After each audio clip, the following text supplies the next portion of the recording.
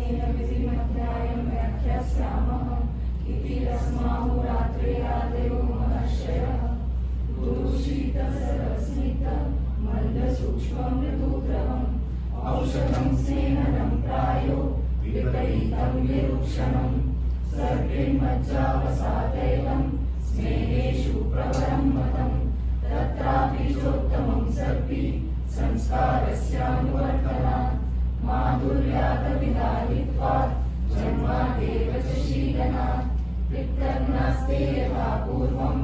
इतरज्ञा यथोत्तरम् धृतात्तैलं कुरुवसा तैलान्मज्जा ततोऽपि च द्वाभ्यां त्रिभिश्चतुर्भिस्ते